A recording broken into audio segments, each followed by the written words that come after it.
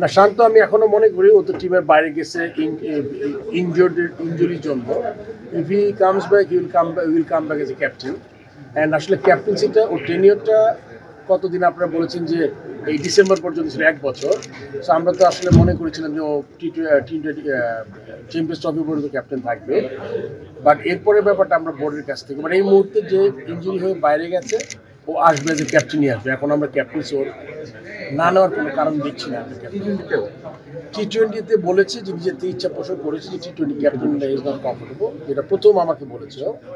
So ওই ব্যাপারে আমরা আরেকজন ক্যাপ্টেন চিন্তা করছি যে ওই জায়গায় যদিও টি-20 আমরা বেশ দূরে আছে, আমরা প্রায় 6 মাস পরে মনে টি-20। সো ওটা আসলে এই মুহূর্তে আমার একদম মানে এই মুহূর্তের ইস্যু না আর কি। So we can wait for.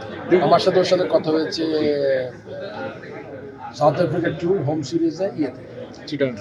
আমি সবসময় মনে করি যে ক্রিকেটিং ব্রেইন, মেধা, ক্যাপ্টেন্সি করার অ্যাবিলিটির সাথে ফর্মের কোনো সম্পর্ক নাই। মানে একটা মানুষ যদি দীর্ঘদিন ফর্মে না থাকে তাহলে একটা ব্যাপার।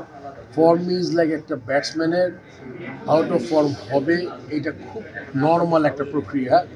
আপনি যদি দেখেন বিরাট কোহলিও রান করতে পারছে না, প্লাস অনেক রোহিত শর্মাও যেরকম প্লেয়ার রান করতে পারছে না। সো কিন্তু আপনার লিটনের বেস্ট পার্টটা ছিল এই ট্যুরে, যেটা চিন্তা করেছিলাম আমি বা আমার বোর্ডের ওদের সাথে কথা বলেছিলাম।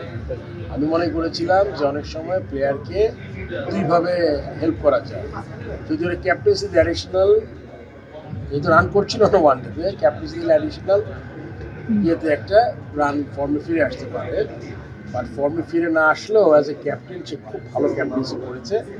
এটা একটা বিরাট গুণ একটা ক্যাপ্টেনের।